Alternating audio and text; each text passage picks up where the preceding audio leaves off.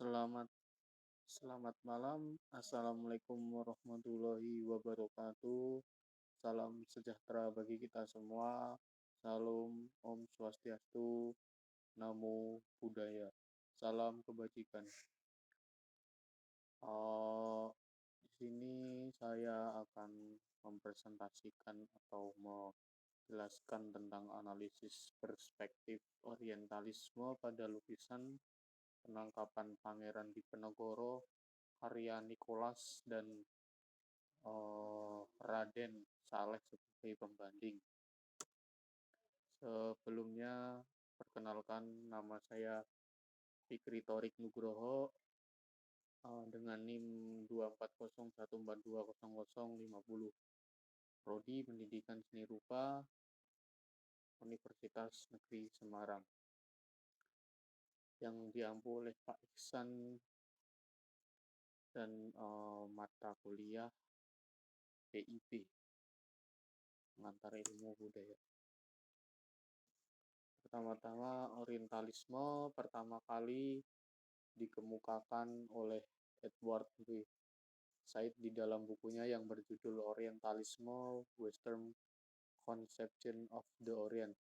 Dalam bukunya, Said menggugat cara pandang sarjana barat, khususnya Eropa, yang selama berabad-abad telah menghegemoni dunia timur, khususnya Arab, dalam pengertian dan definisi yang mereka rumuskan sebagai orientalisme.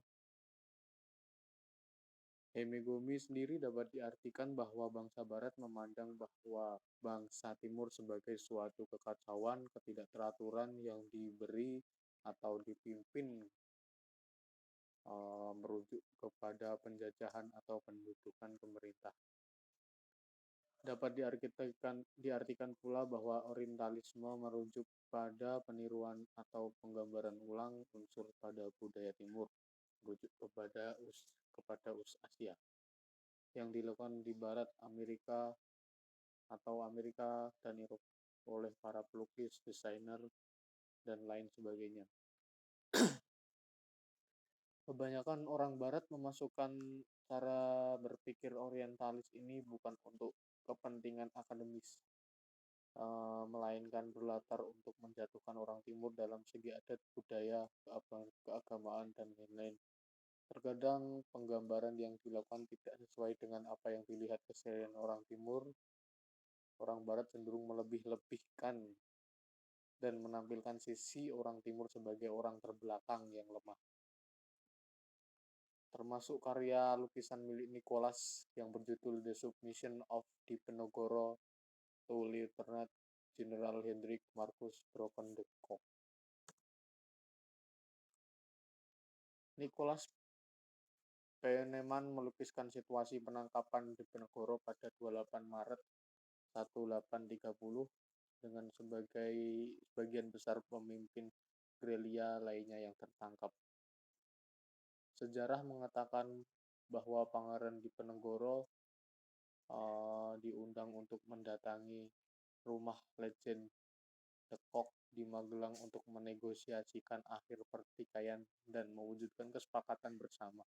Posisi pada saat itu Pangeran Diponegoro digambarkan tidak membawa senjata, berwajahnya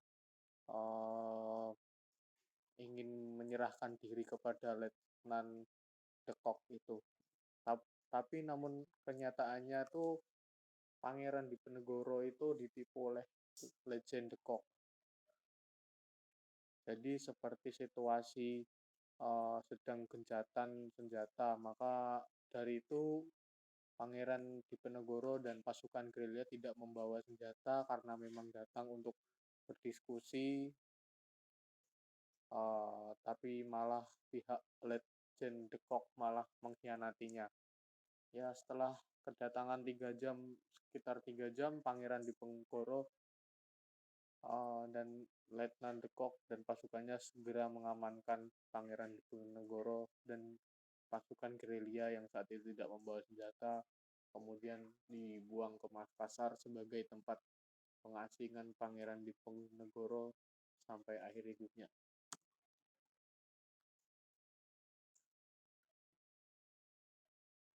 Raden Saleh sebagai salah satu pionir seni rupa di Indonesia pada tahun 1851 kembali dari Eropa geram melihat lukisan karya Nicholas. Karena kejadian yang digambarkan justru tidak sesuai apa yang terjadi, Vietnam bahkan dikabarkan tidak ada di lokasi tempat penangkapan Pangeran Diponegoro saat itu. Ia menggambarkan kondisi Pangeran Diponegoro dan pasukan gerilya seperti pasrah dan menyerah. Raden Saleh kemudian menyelesaikan lukisan penangkapan itu perspektif pribumi. Raden Saleh melukaskan ekspresi yang seolah menahan amarah karena telah dikhianati oleh Letjen Dekok mengenai pertemuan di Magelang itu. Raden Saleh menggambarkan sosok dirinya sebagai pasukan gerilya yang menandakan bahwa ia walaupun telah belajar dan melalang buana ke Eropa, tetaplah seorang Nusantarawis yang mencintai tanah airnya. Raden Saleh justru melukiskan congkak sombong pasukan Letjen Dekok dan kepala mereka digambarkan lebih besar dari badannya untuk memberikan kesan marah kalau bahwa mereka itu pihak yang uh, bukanlah baik, yang penangkapannya itu mereka sungguhnya pengkhianat yang telah memanfaatkan situasi genjatan untuk menangkap dan mengasingkan Pangeran Diponegoro.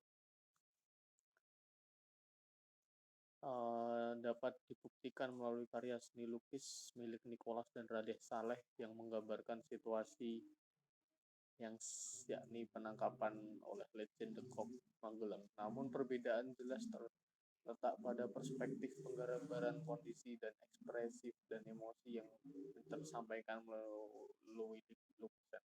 Nicholas seolah menggambarkan bahwa orang sekelas Pangeran Diponegoro merupakan orang lemah karena berasal dari timur yang pada sekelas akhirnya ditangkap oleh Letjen Dekok.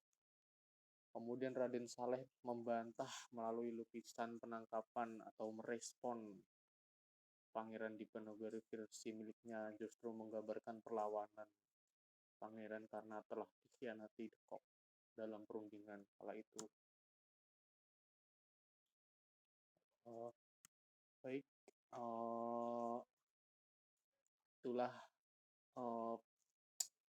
respon dari seorang pelukis Raden Saleh kepada Letjen Dekok yang mengkhianati perundingan dan membuat lukisan yang sangat berbeda oleh sesuai kenyataan. Sekian dari saya, apabila ada tutur kata salah mohon maaf. Semua ini karena ketidaktahuan dan belum pengalaman saya. Billahi taufiq wal hidayah. Wassalamualaikum warahmatullahi wabarakatuh.